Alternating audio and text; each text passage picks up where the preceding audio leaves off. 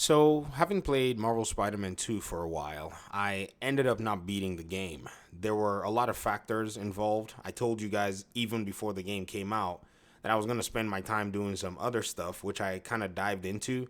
But because I like the character, I've always really enjoyed what Spider-Man had to offer. I decided, you know what, let me go ahead and kind of get my hands on this game. While we were all playing the game, there were all kinds of different things that kind of came into play. In my opinion, a lot of those things did not really bother me. In fact, I've shown you guys that, there were bugs in the game. I have a Google Drive where I've actually put in a folder a bunch of the bugs that people got to see. This is not a matter of, oh, well, there weren't really a lot of bugs. No, there were at least a dozen of these things that showed up in people's experiences. But to be very honest, I think I got only one in my entire. Not like I think. I'm certain that I got only one, and it wasn't even a problem. So the experience was actually quite pristine. There was no issue with that.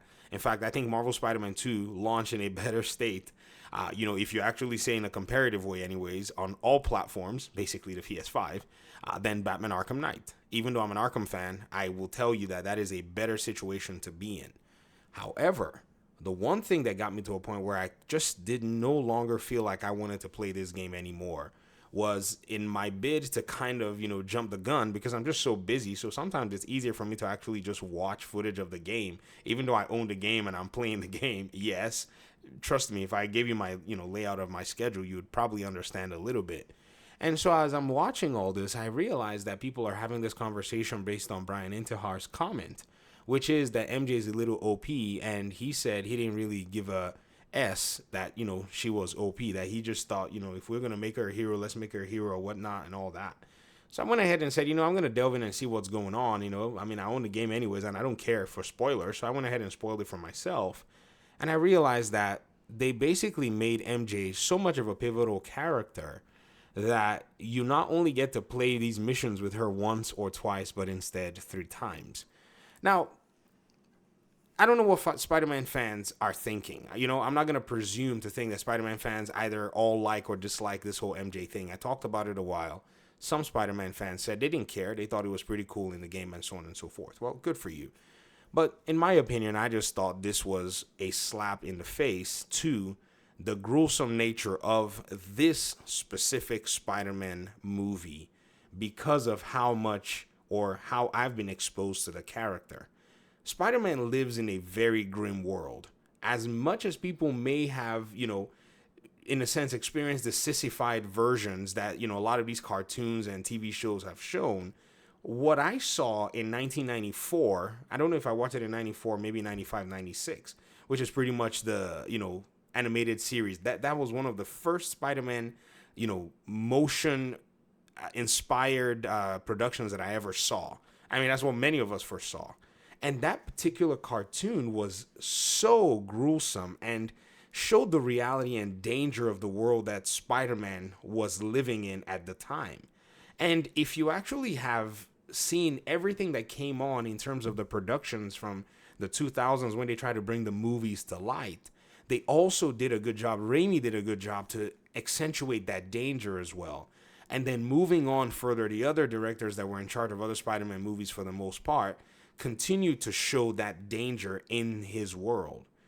For these guys over here that are writing for Insomniac to go ahead and say, we're going to throw MJ at, Venom, is an insult to the fact that not only one Spider-Man in the game is capable of taking care of this, but two Spider-Man are capable of doing and dealing with this. And pardon the footage, I keep stopping and playing because I was trying to play this part perfect. I didn't want to get hit. It was kind of hard. It was weird because I was trying to master the parry system. And so everything to me that they had done to build up this entire game that was actually going so well, to me that just kind of fell flat. I was enjoying the combat, even though it's kind of samey between both the characters. Who cares? They're both Spider-Man, They adopt a way of fighting, and that's pretty cool. From a game development perspective, it makes sense. You're about to develop a game with two characters, that are probably going to be doing almost the same thing. Hey, it makes a lot of sense that they fight, for the most part, as similarly as they possibly can. It will let the production team get the game out. No problem with that.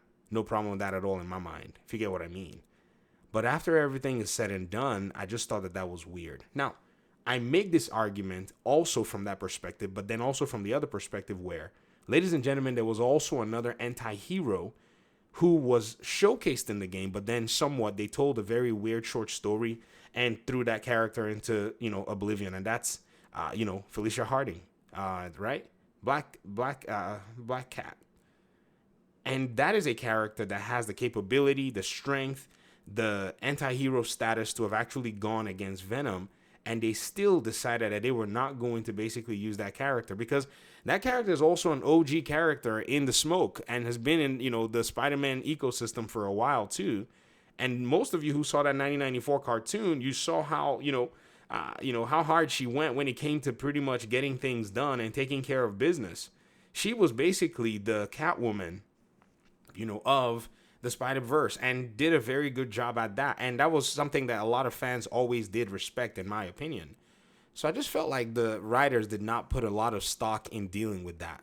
Let me give you guys an example. As many may say that the story of, say, a game like, Batman Arkham Knight or even Gotham Knights, to me, I rated Gotham Knights' story a 6 out of 10 because there were just some things that the nature of the game did not allow for it to do. It didn't allow for it to pace very well. They created 4 characters. Everything was basically you can play with one character or you could play with anyone during the 4, and they kind of made it where it just kind of looped in together. No problem.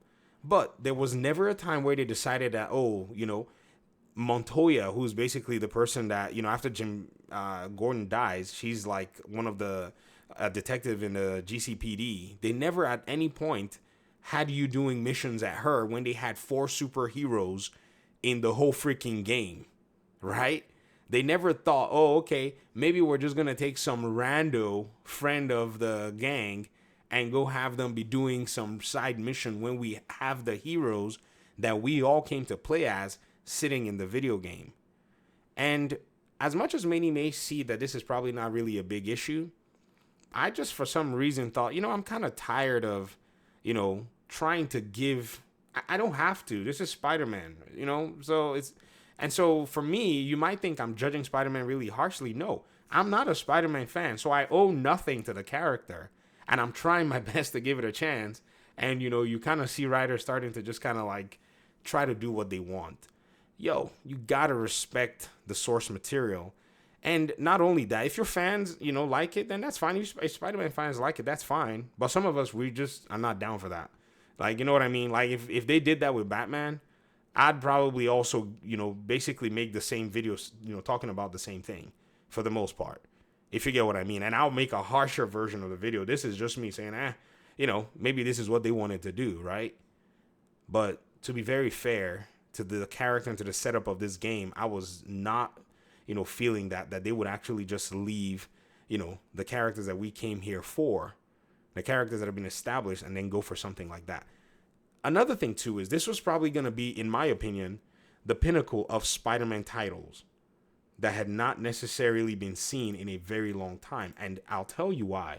Because this kind of came full circle for a lot of, OG Spider-Man, watchers like me, who saw the first one, not the first one, but the first really cool production in 94.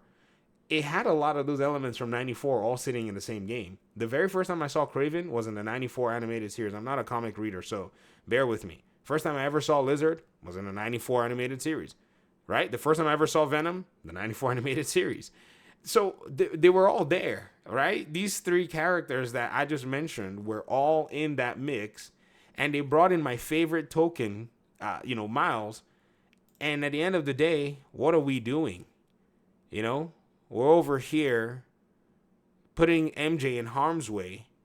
Aunt May will smack Peter and Miles if she found out MJ was actually going around. You know how much she loved MJ in the cartoons. So I feel like something is just missing. It's a disconnect. Like, Peter, why would you put Mary in such a position? You know how she was always very concerned about everything. Maybe some of you don't really remember that time, and, you think this is just okay for, writers to do. I guess, maybe times have changed, but just one of those things where I just laughed at it, and I said, man, I can't believe they imagine that we're gonna go ahead and continue with this nonsense. If they want to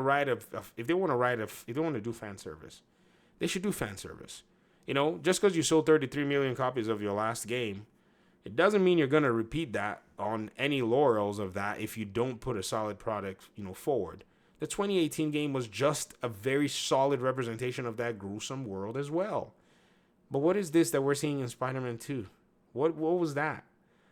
And so to me, I thought that was a deal breaker. It may not really be something that had been a deal breaker for a lot of people. I just thought, I'm tired, man. I want to go do something productive. So that's why I didn't beat Marvel Spider-Man 2 at the time. So I may beat it later, just to kind of say, knocked it out and then put it aside. But yeah, I'm looking at it right now, and I am not going to power my PlayStation 5. Nope. I'm going to do something else. Because maybe go rewatch the 94 series and be like, oh, there we go. That's a Spider-Man that I know. But anyways, that's just me, man. It's just my opinion. You know how it is. Feel free to comment in the comment section. And I appreciate you guys. Thanks so much for watching. Peace out.